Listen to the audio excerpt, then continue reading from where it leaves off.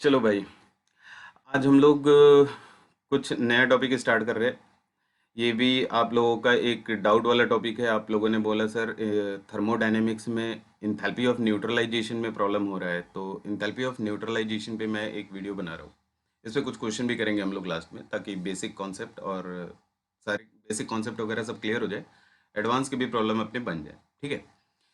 तो enthalpy of neutralization जो कि इंडिकेट करेंगे हम लोग डेल्टा एच न्यू से, इसके डेफिनेशन में क्या बोला जा रहा है कि it is amount of energy released when one equivalent of acid is reacted with one equivalent of base. ठीक है। इसमें एक दो चीज़ें ध्यान देने की चीज़ है। ध्यान देने की चीज़ क्या है कि पहले तो आप याद ये ध्यान रखोगे कि इसमें हमेशा क्या होगा, एनर्जी रिलीज लिखा हुआ है। मतलब मतलब ये है कि न्यूट्रलाइजेशन रिएक्शन हमेशा क्या होगा, एक्सोथर्मिक होगा, एनर्जी रिलीज होना है। ठीक है। अब इसका अगर एग्जांपल ले लें हम लोग कि हमने HCl ले लिया और NaOH ले लिया। इन दोनों को आपस में न्यूट्रलाइज करा दिया, इन दोनों का आपस में रिएक्शन करा रहे हैं तो क्या बन रहा है, NaCl NH2 बन रहा है। बहुत आसान सा रिएक्शन है। इसमें एक दो चीज़ें ऑब्जर्व करनी है हम लोगों की, चेंजेस कहाँ होने। जैसे आप HCl को क्या बोल रहे हो कि HCl क्या है, हमारा स्ट्रॉन्ग एसिड है। अगर HCl स्ट्रॉन्ग एसिड है, strong acid means strong electrolyte है, तो जब भी आप इसको वाटर में डिजोल्व करोगे, ये क्या होगा, 100% ब्रेक कर जाएगा। 100% ब्रेक किस में करेगा, H प्लस में ब्रेक करेगा एंड Cl माइनस में ब्रेक कर जाएगा। ठीक है। सिमिलरली आप अगर सोडियम हाइड्रोक्साइड को ले रहे हो, तो sodium hydroxide is also strong base है, तो 100% ब्रेक करा होगा। ये 100% ब्रेक करके क्या दे देगा आपको, Na प्लस एक्वस दे रहा होगा एंड OH माइनस एक्वस दे रहा है। एक्वस मतलब हाइड्रेटेड फॉर्म में है वाटर में। ठीक है। अब जब आप HCl का सॉल्यूशन और NaOH का सॉल्यूशन आपस में मिक्स कर रहे हो, तो मिक्स करने के बाद जो आपको प्रोडक्ट मिल रहा है, प्रोडक्ट में क्या मिल रहा है, NaCl एंड H2O।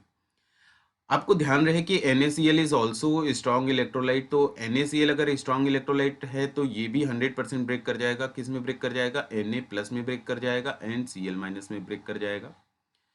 एंड साथ में और क्या बाई प्रोडक्ट बन रहा है, प्रोडक्ट में हमारा क्या बन रहा है, बाई प्रोडक्ट क्या बन रहा है, वाटर बन रहा है। तो वाटर को H2O लिक्विड लिख रहा हूं मैं।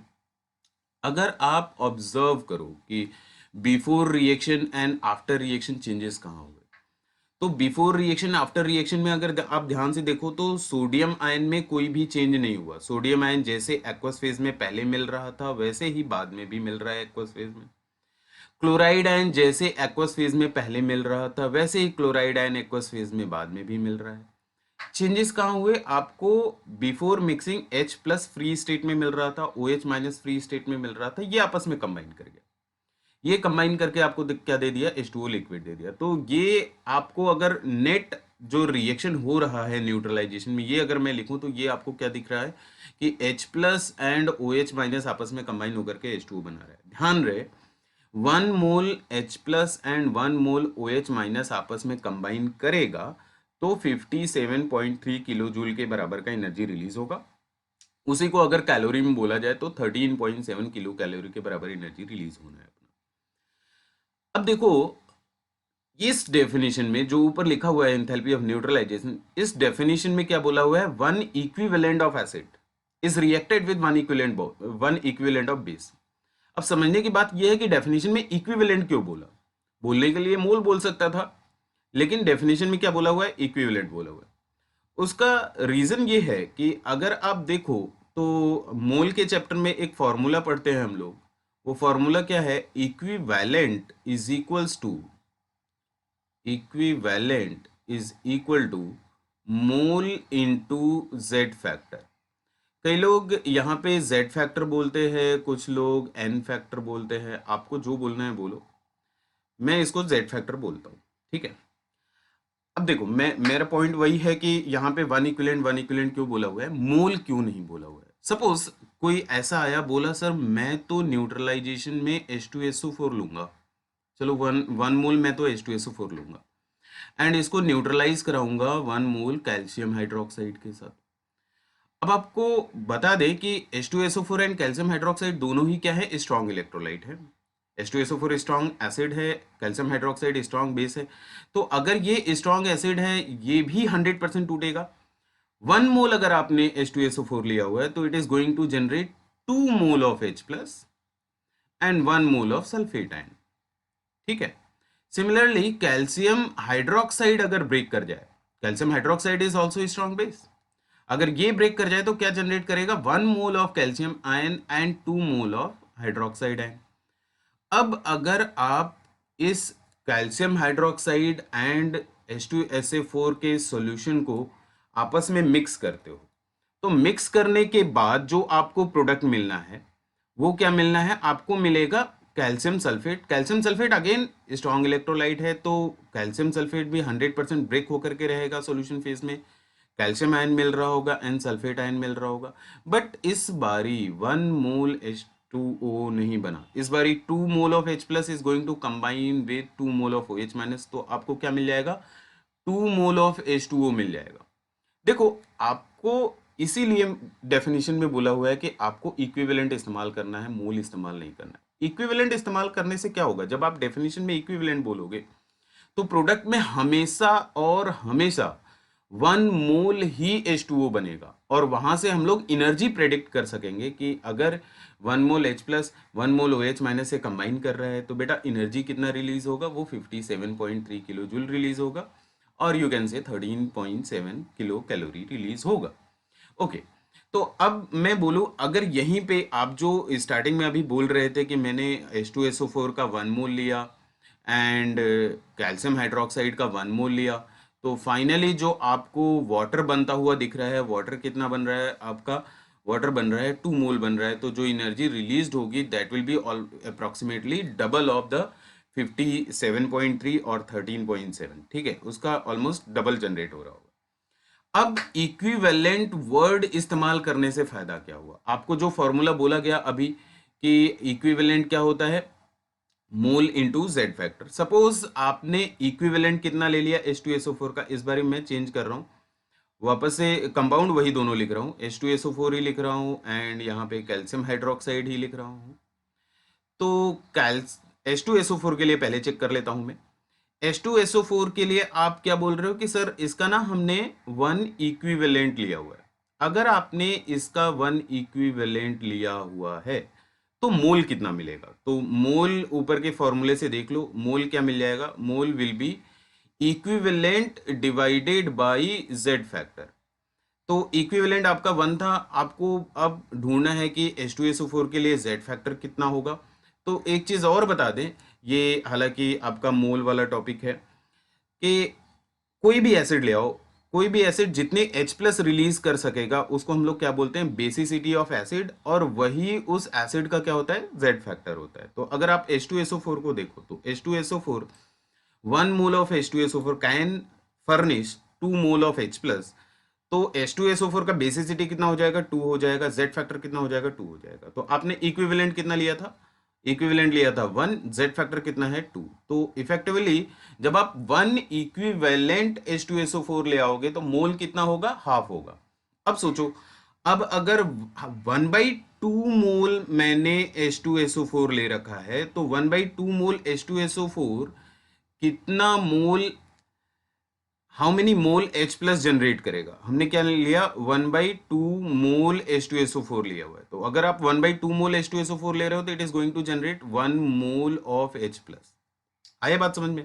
सिमिलरली अगर आप कैल्शियम हाइड्रोक्साइड को देखो तो कैल्शियम हाइड्रोक्साइड में फिर से आप मोल कैलकुलेट करना, बाय अज्यूमिंग कि आप डेफिनेशन के अकॉर्डिंग इसका क्या ले रहे हो? 1 इक्विवेलेंट ले रहे हो। ठीक है, तो यहां पे जब आप मोल कैलकुलेट करोगे तो इसका मोल क्या मिलेगा? फिर से वही formula, equivalent divided by Z factor. Equivalent कितना है? 1। जेड फैक्टर बेस के लिए, कोई भी बेस जितना OH माइनस जनरेट कर सकता है वो उसका एसिडिटी होता है। तो कैल्शियम हाइड्रोक्साइड का 1 molecule can generate 2 ion of OH minus.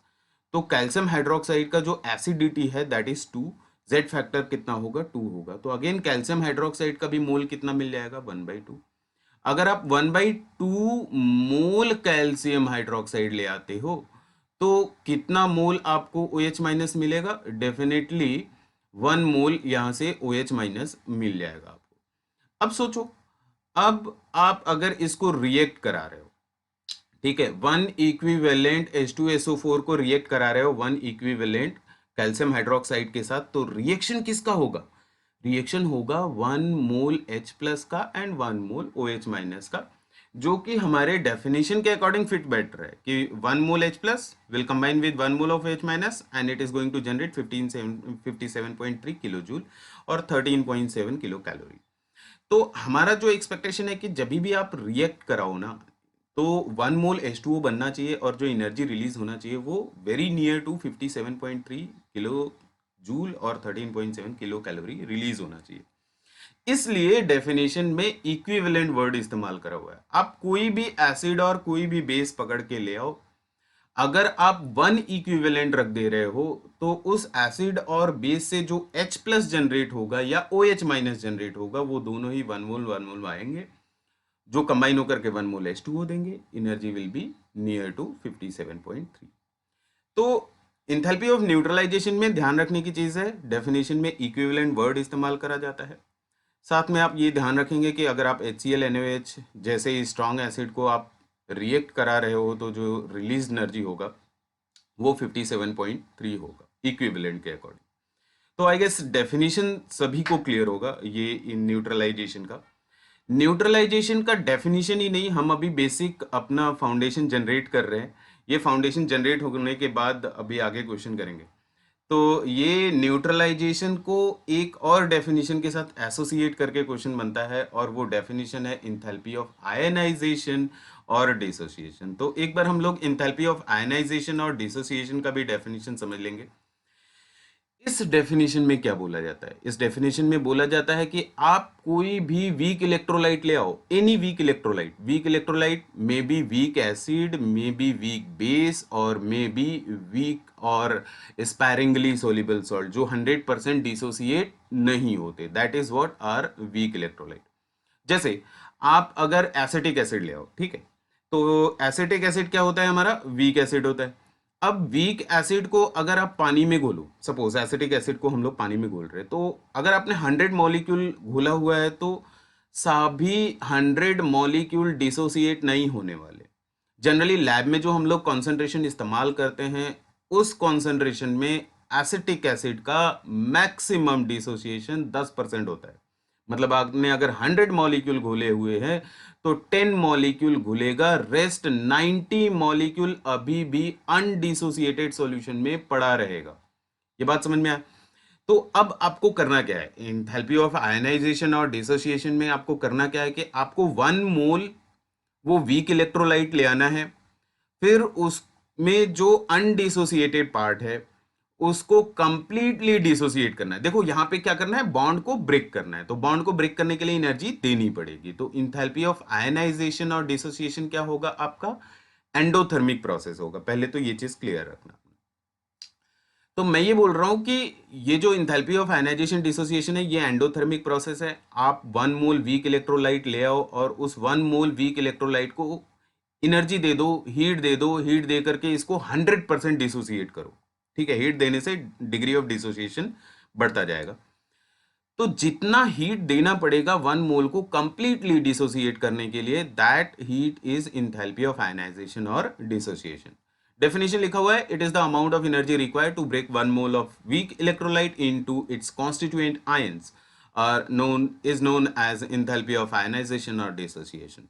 जैसे एसिटिक एसिड ले लो और अमोनियम हाइड्रोक्साइड ले लो। Acetic acid is weak acid, ammonium hydroxide is weak base. Take 1 mole in different beaker, then heat it and dissociate it up to 100%. Whatever energy is required, that is the enthalpy of ionization or dissociation of acetic acid और ammonium hydroxide. अब इन दोनों definition को club करके एक साथ करके question तुम्हारा बनता है। ठीक है, जैसे अब क्वेश्चन वाले पार्ट में आते हैं अपन। फर्स्ट जो आपको क्वेश्चन यहां पे दिया जा रहा है वो ये दिया जा रहा है कि सपोज HCl एंड NaOH को आपस में रिएक्ट करा दिया। HCl NaOH को रिएक्ट कराने के बाद जस्ट सिंबॉलिक फॉर्म में आपको लिख दिया गया कि जो इंथैल्पी ऑफ न्यूट्रलाइजेशन है दैट इज डेल्टा HNU। ठीक है, और अमोनियम हाइड्रोक्साइड को कंप्लीटली डिसोसिएट करके आगे लिख दिया कि इसमें जो एनर्जी रिक्वायर्ड है that is delta H of dissociation. तो क्वेश्चन का फर्स्ट पार्ट में बोल रहे हैं कि what is the relation between enthalpy of neutralization जो HCl NaOH के साथ करा रहे हो and enthalpy of dissociation of ammonium hydroxide, इन दोनों में क्या रिलेशन है। देखो रिलेशन तो डेफिनेटली है क्योंकि आगे बहुत कांड होने वाला है। देखो इसको सॉल्व करके हम लोग देखते हैं और एक बार में समझने का कोशिश करेंगे, क्योंकि अगर ये बेसिक आपको नॉलेज हो जाता है, बेसिक फंडा आपका क्लियर हो जाता है, तो फिर प्रॉब्लम नहीं आएगा, फिर क्वेश्चन आसानी से बन सकेगा आपका। ठीक है, तो चलो स्टार्ट करते हैं। इसमें जो फर्स्ट रिएक्शन आपको दिया गया वो क्या दिया गया, HCl और अमोनियम हाइड्रोक्साइड को रिएक्ट करा दिया और जो एनर्जी रिलीज हो गया वो आपका इंथैल्पी ऑफ न्यूट्रलाइजेशन है। देखो इसको मैं अब ब्रेक करके लिखने जा रहा हूँ। HCl के बारे में मुझे नॉलेज है। HCl क्या है, स्ट्रॉन्ग एसिड है, तो ये रिएक्ट करने से पहले ही क्या रहा होगा, 100% ब्रेक होकर के रहेगा। किस में ब्रेक होकर के रहेगा, H plus aqueous and Cl minus aqueous में, ये पहले से ब्रेक होकर के है। ठीक है, अब इसको हम लोग रिएक्ट किससे करा रहे हैं, अमोनियम हाइड्रोक्साइड से, जिसके बारे में हमें पता है कि ये वीक बेस है और ये 100% टूटा हुआ नहीं है, 100% ब्रेक होकर के नहीं है सॉल्यूशन फेज में। एंड में जो आपको प्रोडक्ट मिल रहा है that is ammonium chloride. Ammonium chloride is strong electrolyte, ये आपको 100% ब्रेक होकर के मिलेगा। ये ब्रेक होकर के क्या जनरेट करेगा, NH4 plus aqueous and Cl minus aqueous generate कर रहा होगा। तो स्ट्रॉन्ग इलेक्ट्रोलाइट है तो मैंने ब्रेक करके लिख दिया हुआ है, प्लस आपका और क्या बन रहा था, H2O तो आपका बन ही रहा है। ठीक है, तो H2O भी लिख दिया मैंने। इसमें जो एनर्जी रिलीज हो रही है, डेफिनेटली ये न्यूट्रलाइजेशन है तो एनर्जी रिलीज होगी, वो एनर्जी जो रिलीज हो रही है that is delta H of NU। ये हमारा फर्स्ट थर्मोकेमिकल इक्वेशन हो गया। ठीक है, बस मैंने क्या करा हुआ है, जो मेरा बेसिक नॉलेज था उसको इस्तेमाल कर लिया कि स्ट्रॉन्ग इलेक्ट्रोलाइट है तो तोड़ करके पहले से लिख लिया। नाउ अब जो अमोनियम हाइड्रोक्साइड के बारे में बोल रहे हो कि अमोनियम हाइड्रोक्साइड हमने ले लिया और इसको कंप्लीटली डिसोसिएट करा दिया, तो चलो एक बार मैं इसको फिर से लिख देता हूं कि अमोनियम हाइड्रोक्साइड एक्वस फेज में हमने ले लिया है और इसको हीट दे करके कंप्लीटली ब्रेक कर दिया। तो ये ब्रेक किस में हो रहा है, आपका ammonium ion plus NH4 plus में जनरेट हो रहा है एंड OH माइनस में जनरेट हो रहा है, और ये दोनों ही किधर है, एक्वस फेज में। ठीक है, ये दोनों ही आपके किधर मिल रहे थे, एक्वस फेज में। इसमें जो एनर्जी आपको देनी पड़ रही है that required energy is delta H dissociation, और ये हमारा क्या हो जाएगा, सेकेंड थर्मोकेमिकल इक्वेशन हो जाएगा। हाँ, एक इक्वेशन मैं और लिख रहा हूँ, एक इक्वेशन और क्या लिखूंगा मैं ये लिख रहा हूँ कि एक हमारा प्रायर नॉलेज जो पहले से हम लोग न्यूट्रलाइजेशन में पढ़ रखे हैं कि अगर हम लोग 1 मोल H प्लस ले आए और 1 मोल OH माइनस के साथ रिएक्ट करा दें, 1 mole H plus aqueous and 1 mole OH minus aqueous, अगर इनको आपस में कंबाइन करा दें तो it is going to generate 1 mole of H2O liquid, 1 mole H2O liquid generate कर देगा। और इसमें जो एनर्जी आपका रिलीज हो रहा था दैट वाज -57.3 किलो जूल, जो एनर्जी रिलीज हो रही थी वो कंप्लीटली लिख दिया मैंने। ये हमारा क्या हो जाएगा, थर्ड थर्मोकेमिकल इक्वेशन हो जाएगा। अब देखो इन तीन थर्मोकेमिकल इक्वेशन को ऑब्जर्व करके आपको फाइनल इक्वेशन लिखना है। ठीक है, तो इसके लिए थोड़ा रेडी हो जाओ। क्या करना है आपको, आपको करना ये है कि अगर आप first equation and third equation को ऑब्जर्व करो, ठीक है, first equation and third equation को ऑब्जर्व करो। मैं क्या बोल रहा हूं कि अगर मैं इसको थर्ड वाले इक्वेशन को रिवर्स कर दूं और फर्स्ट वाले इक्वेशन में ऐड कर दूं, because it is thermochemical equation, तो थर्मोकेमिकल इक्वेशन को आप रिवर्स करोगे तो रिवर्स करने से क्या होगा, जो एनर्जी आप लिख रहे हो लास्ट में वो एनर्जी का साइन क्या हो जाएगा, चेंज हो जाएगा। तो मैं थर्ड वाले रिएक्शन को रिवर्स कर रहा हूँ, तो रिवर्स करूंगा तो क्या हो जाएगा, H2O liquid will get converted, H2O liquid convert हो रहा है, किस में कन्वर्ट हो रहा है, H प्लस में कन्वर्ट हो रहा है एंड OH माइनस में कन्वर्ट हो रहा है, और यहाँ पे एनर्जी रिलीज नहीं होगी, यहाँ पे एनर्जी देनी पड़ेगी, तो देनी पड़ेगी तो इसे पॉजिटिव साइन के साथ लिख लेते हैं हम लोग 57.3। नाउ डू वन थिंग कि ये जो आपका फोर्थ इक्वेशन है, equation number 4 and equation number 1 को ऐड कर दो। ऐड करके देखो क्या मिलता है आपको। जैसे ही आप इक्वेशन नंबर 4 और इक्वेशन नंबर 1 को ऐड करोगे तो चलो ऑब्जर्व करते हैं, देखते हैं क्या मिलता है हमको। यहाँ पे पहले तो जो कैंसिल हो रहा है उसे कैंसिल कर दो। H प्लस कैंसिल हो रहा था उसे हमने कैंसिल कर दिया, एंड H2O कैंसिल हो रहा था, H2O कैंसिल कर दिया हमने। नेक्स्ट OH माइनस बच जाएगा, तो OH माइनस रख लेना है, बचा हुआ है। अब आपको ध्यान रहे कि मैं कर क्या रहा हूँ, मैं कर रहा हूँ कि ये first equation and fourth equation को ऐड कर रहा हूँ। तो फर्स्ट इक्वेशन में जो लेफ्ट हैंड साइड में बच गया वो हमारा क्या बच गया, Cl माइनस बच गया, और क्या बच गया, अमोनियम हाइड्रोक्साइड बच गया, जो कि हमारा वीक इलेक्ट्रोलाइट था, NH4OH। एंड प्रोडक्ट साइड में क्या बच गया आपका, प्रोडक्ट साइड में NH4 प्लस बच गया। देखो एक चीज और मैं बोलूंगा कि आपका Cl माइनस जिस फॉर्म में रिएक्शन से पहले था एक्वस फेज में, उसी फॉर्म में रिएक्शन के बाद भी है। तो Cl माइनस का रिएक्शन के दौरान कोई कंट्रीब्यूशन नहीं है, ये चीज अपने दिमाग में रखेंगे अपन। और क्या जनरेट होगा आपका, और फोर्थ वाले इक्वेशन में क्या बच गया आपका प्रोडक्ट साइड में, दैट वाज OH माइनस।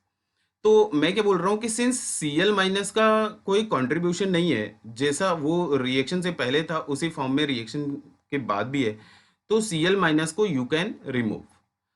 तो ये जो थर्मोकेमिकल इक्वेशन बना, इसे मैं फिफ्थ थर्मोकेमिकल इक्वेशन बोल रहा हूँ। और फिफ्थ थर्मोकेमिकल इक्वेशन में जो एनर्जी होगी वो एनर्जी कितनी होगी, 57.3, जो कि देना पड़ा था फोर्थ वाला इक्वेशन का, plus delta H of neutralization, जो कि हमें क्या मिल गया था फर्स्ट वाले इक्वेशन। क्लियर है ये हमारा फिफ्थ थर्मोकेमिकल इक्वेशन है, जिसमें Cl माइनस को मैं रिमूव कर रहा हूं बिकॉज Cl माइनस का कोई कंट्रीब्यूशन नहीं था। अब आपको क्या करना है, अब आप इस फिफ्थ इक्वेशन को सेकंड इक्वेशन से जरा कंपेयर करो। After removing Cl minus you will find कि second and fifth equation exactly same है। एग्जैक्टली सेम है मतलब समझे, ये दोनों का जो एनर्जी है वो एनर्जी क्या होना चाहिए, सेम होना चाहिए। तो फाइनली आपको रिलेशन यहां से मिल जाएगा। रिलेशन क्या मिल गया, delta H of dissociation is equal to 57.3 plus delta H of neutralization, ये रिलेशन मिल जाएगा आपको। तो यही आपको क्वेश्चन में पूछा हुआ था कि आपको इनके बीच में रिलेशन डिराइव करना था। तो ये चीज आप दिमाग में रखोगे। देखो अभी आपको थोड़ा सा और चीज बताएंगे कि एक चीज आप समझना, यहां से अगर मैं थोड़ा सा इसमें ना और डिटेल एनालिसिस कर लेते हैं और बहुत इंपॉर्टेंट कंक्लूजन निकल के आएगा। अगर मैं डेल्टा H न्यूट्रलाइजेशन यहाँ पे कैलकुलेट करूं तो डेल्टा H न्यूट्रलाइजेशन क्या मिल जाएगा, -57.3 प्लस डेल्टा H डिसोसिएशन। अब एक बात बताओ, अभी डेफिनेशन में हम लोग देख करके आए कि भाई ये जो डेल्टा H डिसोसिएशन है that is always positive, always positive, और ये तो -57.3 है। जस्ट थिंक एन आंसर कि ये जो इंथैल्पी ऑफ न्यूट्रलाइजेशन यहां पे कैलकुलेट कर रहे हो, इसका न्यूमेरिकल वैल्यू 57.3 से ज्यादा होगा या कम होगा, 100% ये कम आएगा, क्योंकि एक नेगेटिव क्वांटिटी है जो कि 57.3 है, इसमें कुछ पॉजिटिव ऐड कर रहे हो, तो न्यूमेरिकली वैल्यू क्या हो जाएगी, छोटी हो जाएगी। तो एक कंक्लूजन ये है कि यहां जो ऊपर में रिएक्शन लिखा हुआ था उसमें जो इंथैल्पी ऑफ न्यूट्रलाइजेशन है, उसमें जो एनर्जी रिलीज हो रही है वो रिलीज एनर्जी 57.3 नहीं होगी। वो कितनी होगी, 57.3 से कम होगी। बहुत ही इंपॉर्टेंट कंक्लूजन है ये। ऊपर जो भी रिएक्शन लिखा हुआ है, रिएक्शन क्या लिखा हुआ था, HCl का हाइड्रोक्लोरिक एसिड का अमोनियम हाइड्रोक्साइड के साथ करा रहे थे। तो जब आप ऐसे केस में रिएक्शन कराओगे तो जो रिलीज एनर्जी है वो जो स्टैंडर्ड डेटा होता है 57.3 उससे कम ही एनर्जी रिलीज होगा। ये चीज अच्छे से दिमाग में रख लेना। तो वो क्यों होता है उसका भी आपको रीजन पता चलेगा अगले क्वेश्चन में। तो नेक्स्ट क्वेश्चन पहले कर लेते हैं, फिर आपको अपने आप सारी चीजें आपको आंसर पता चल जाएगा। बट ध्यान रहे इसका कंक्लूजन बहुत इंपॉर्टेंट है। वो कंक्लूजन आप याद रखना कि जो इंथैल्पी ऑफ न्यूट्रलाइजेशन होगा HCl NaOH का, उसमें जो एनर्जी रिलीज होनी है वो 57.3 से कम होनी है। नाउ इसमें जो सेकंड क्वेश्चन था हमारा वो ये था कि numerical value of enthalpy of neutralization is, answer अभी मैंने कंक्लूड कर दिया था, that is going to be less than 57.3। ये 57.3 किलो जूल से कम एनर्जी रिलीज होगा। तो ये वाले पार्ट का आंसर तो अपने आप मिल गया था कंक्लूजन। नेक्स्ट जो क्वेश्चन है हमारा, नेक्स्ट क्वेश्चन से पहले आपको एक कंक्लूजन वाला लाइन दिया जा रहा है। देखो यहाँ पे अब एक चीज समझना, पिछले वाले केस को ही रिलेट कर लेते हैं।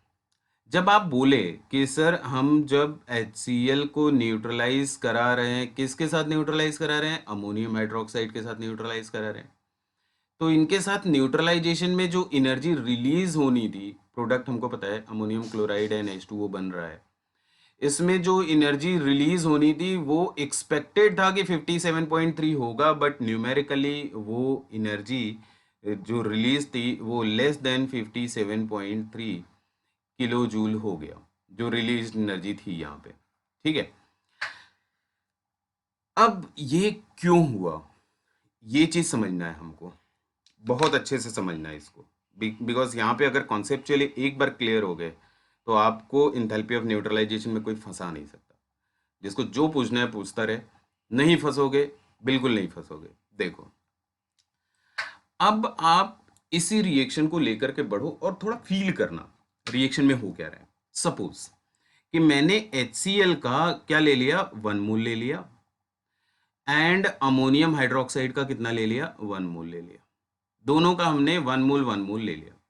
Now one thing we know कि HCl स्ट्रॉन्ग एसिड है, जब इसका 1 मोल लिया है तो ये 100% टूट जाएगा। किस में टूटेगा, H+ में टूटेगा एंड Cl- में टूटेगा, और दोनों का ही H+ का भी 1 मोल मिल जाएगा एंड Cl- का भी 1 मोल मिल जाएगा। इतना फंडा अपने को क्लियर है ना। ये जो अमोनियम हाइड्रोक्साइड है, अमोनियम हाइड्रोक्साइड में ये हमको पता है कि ये वीक बेस है, ये 100% नहीं टूटेगा। जस्ट एज्यूम, मैं एज्यूम करने के लिए बोल रहा हूं कि मान लेते हैं कि ये जो अमोनियम हाइड्रोक्साइड का सॉल्यूशन था इसमें डिसोसिएशन 10% हुआ, 10% हुआ, मतलब आपने अगर 1 मोल लिया हुआ है तो 0.1 मोल डिसोसिएट कर गया, रेस्ट 0.9 मोल अभी डिसोसिएट नहीं करा हुआ है। तो जो 0.1 मोल डिसोसिएट करेगा वो डिसोसिएट किस में करेगा, अमोनियम आयन में टूटेगा, एंड किस में टूटेगा, OH- में टूटेगा। तो एक चीज तो हमको पता है, मैंने एज्यूम कर लिया कि लेट्स से कि इसका अल्फा जो है वो 10% है, डिग्री ऑफ डिसोसिएशन कितना है, 10% है। तो अमोनियम है, अमोनियम आयन कितना मिल गया, 0.1 मोल डिसोसिएट करना है। तो 1 मोल अगर अमोनियम हाइड्रोक्साइड टूटेगा तो 1 मोल अमोनियम आयन मिलेगा, 1 मोल OH- मिलेगा। आप बोल रहे हो 0.1 मोल टूटा, तो 0.1 मोल अमोनियम आयन मिल जाएगा एंड 0.1 मोल OH- मिल जाएगा। ठीक है, यहां तक क्लियर है। रेस्ट जो 0.9 मोल था वो अभी भी अनडिसोसिएटेड है, मतलब 0.9 मोल आपको क्या मिलना है, अमोनियम हाइड्रोक्साइड मिलना है। ये क्या है, ये इन दोनों सॉल्यूशन को मिक्स करने से पहले का सीन है ना।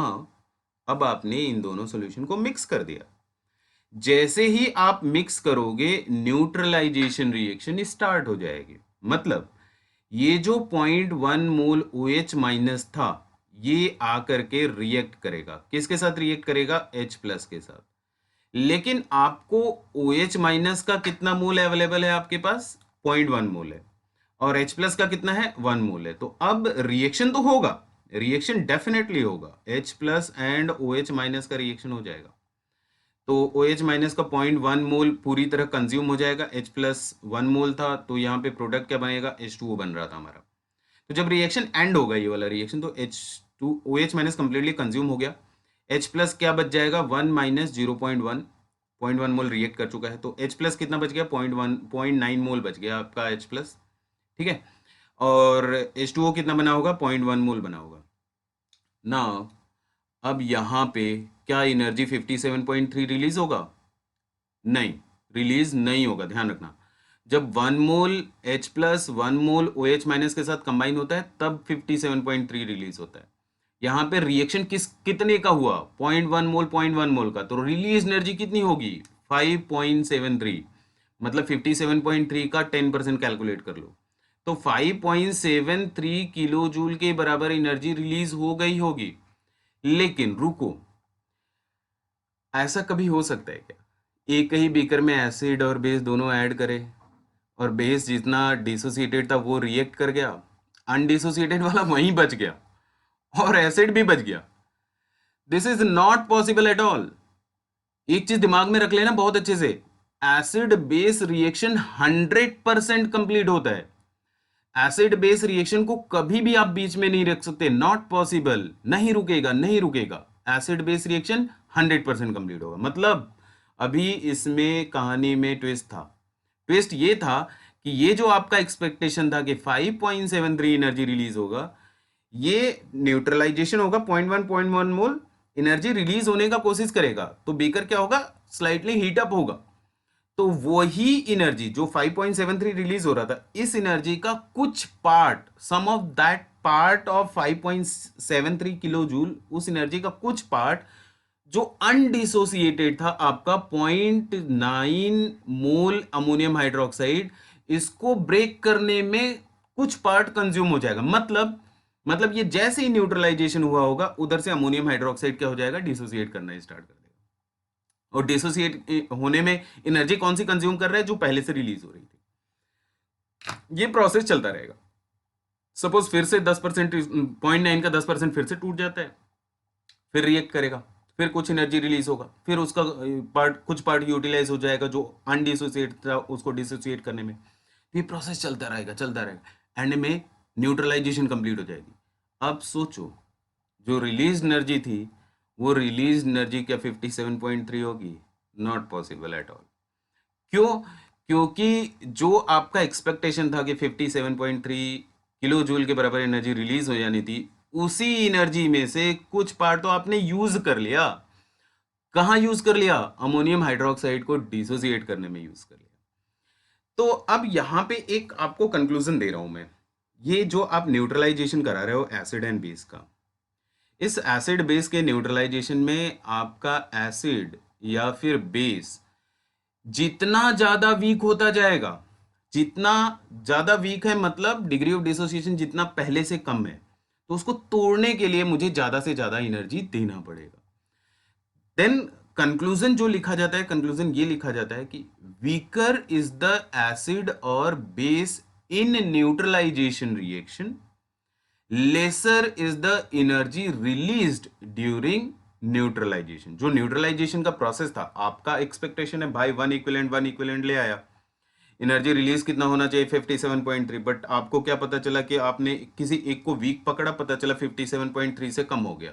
इमेजिन द सीन कि अगर दोनों वीक हो गए तो क्या होगा? अगर दोनों वीक हो गए बेटा, तो फिर दोनों को डिसोसिएट करने में एनर्जी खर्चा होगी, फिर जो रिलीज एनर्जी होगी वो 57.3 से बहुत ही ज्यादा कम होने लगेगी। ये बात समझ में आता है? इसी पॉइंट पे आपका क्वेश्चन बनता है। ठीक है, तो पहले तो ये वाला जो आपको पॉइंट लिखा हुआ है कि weaker is the electrolyte, lesser is the enthalpy of neutralization numerical value, ये पॉइंट बहुत इंपॉर्टेंट है प्रॉब्लम सॉल्विंग के लिए, तो ये पॉइंट अपने दिमाग में रखोगे आप। इसके बाद आपको जो नेक्स्ट क्वेश्चन बोला जा रहा है वो ये बोला जा रहा है कि in which of the following cases, in which of the following released energy is minimum by mixing. मतलब आप एसिड बेस को आपस में मिक्स कर रहे हो, आपसे पूछा जा रहा है कि किसमें जो रिलीज एनर्जी होगी वो सबसे कम होगी। अब तो फंडामेंटली हम लोग बहुत क्लियर है कि भाई जहां पे भी वीक दिखा ना, उस वीक को तोड़ने में एनर्जी खर्चा हो जाती है, एक्सपेक्टेड एनर्जी से कम हो जाती है वैल्यू। तो आप ढूंढना शुरू कर दो। ऑप्शन ए में NaOH HCl ले रहे हैं, दोनों का 1 मोल 1 मोल। सिंस NaOH HCl दोनों ही स्ट्रांग है, तो यहाँ पे जो रिलीज एनर्जी होगी वो एग्जैक्टली 57.3 आपको मिल रही होगी। 57.3 के बराबर एनर्जी यहाँ पे रिलीज हो रही होगी। सेकेंड पार्ट में आप एक तो स्ट्रांग बेस ले आ रहे हो और दूसरा वीक एसिड ले आ रहे हो। अगर आपने एक स्ट्रांग बेस ले रखा है और दूसरा वीक एसिड ले रखा है, तो डेफिनेटली 57.3 से कम होगा। सी ऑप्शन में बोल रहे हैं कि 1 mole ammonium hydroxide which is a weak base and 1 mole acetic acid which is a weak acid. तो यहाँ पे दोनों ही वीक है, तो जो रिलीज एनर्जी होगी वो डेफिनेटली सबसे कम कहाँ मिलेगी? सी पार्ट में मिलेगी। सी पार्ट में जो रिलीज एनर्जी है वो सबसे कम होगा। ठीक है, तो फंडामेंटली क्लियर रहना। ऐसे क्वेश्चन आपके हो जाने चाहिए। चलो नेक्स्ट एंड लास्ट क्वेश्चन जो हमारा है वो ये है कि आपको एक ऐसा क्वेश्चन लिख करके दे रहे हैं, बोल रहे हैं हमने HCl लिया, हाइड्रोक्लोरिक एसिड लिया, अमोनियम हाइड्रोक्साइड लिया, दोनों सॉल्यूशन को अलग अलग बीकर में लिया हुआ है, दोनों सॉल्यूशन को अलग अलग बीकर में ले रखा है, और दोनों ही का कॉन्सेंट्रेशन कितना है 1 मोलर, दोनों का वॉल्यूम कितना है 1 लीटर।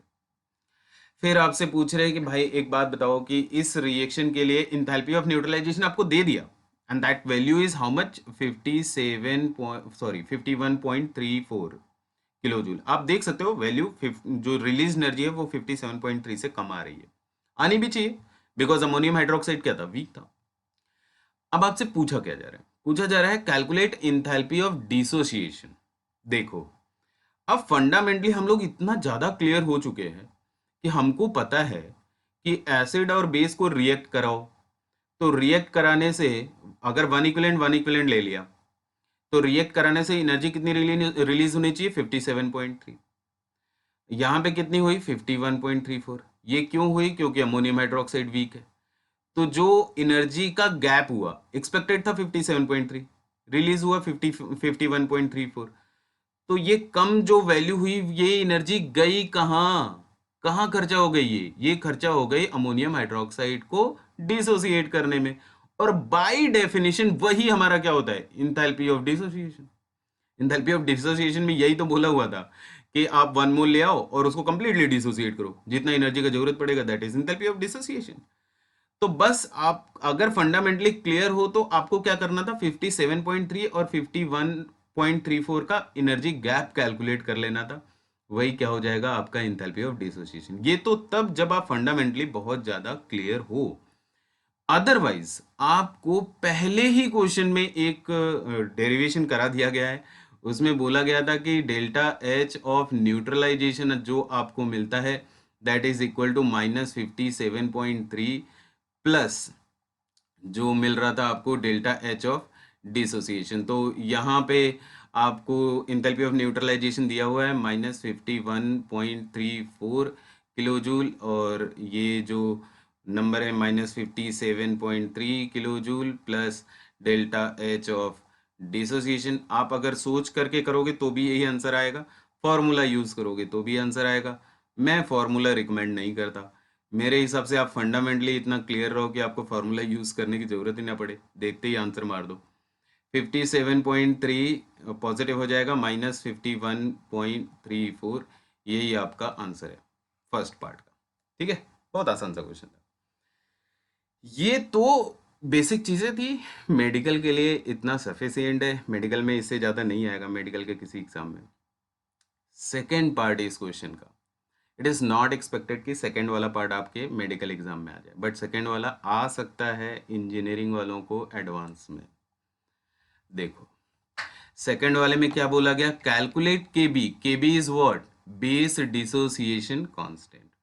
तो अमोनियम हाइड्रोक्साइड का हमें क्या कैलकुलेट करना है, बेस डिसोसिएशन कांस्टेंट कैलकुलेट करना है। उसका कॉन्सेंट्रेशन कितना लेना है, 1 मोलर लेना है, वॉल्यूम कितना लेना है 1 लीटर लेना है।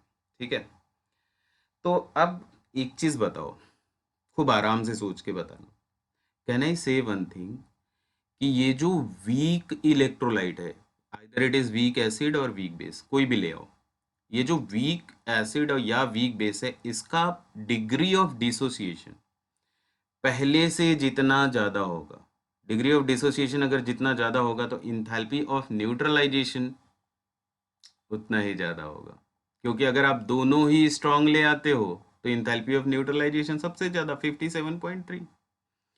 अब उसमें से कोई एक वीक ले लो, अल्फा का वैल्यू कम कर दो, डिग्री ऑफ डिसोसिएशन कम कर दो, तो जो रिलीज एनर्जी होती है वो 57.3 से क्या हो जाती है, कम हो जाती है।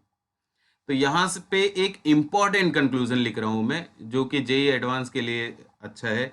यहाँ पे जो आपको अल्फा मिलेगा, degree of dissociation is directly proportional to enthalpy of neutralization, delta H of neutralization. ठीक है, उसका न्यूमेरिकल वैल्यू, अल्फा का वैल्यू जितना ज्यादा होगा इंथैल्पी ऑफ न्यूट्रलाइजेशन उतना ही ज्यादा होगा। नाउ अगर अल्फा का वैल्यू 1 रख दें हम लोग, चलो अल्फा का वैल्यू 1 रख दिया, तो इंथैल्पी ऑफ न्यूट्रलाइजेशन कितना मिलेगा 57.3। यही तो सीखा हम लोगों ने, जब ये स्ट्रांग रहेगा तो एनर्जी कितना रिलीज होगा, 57.3।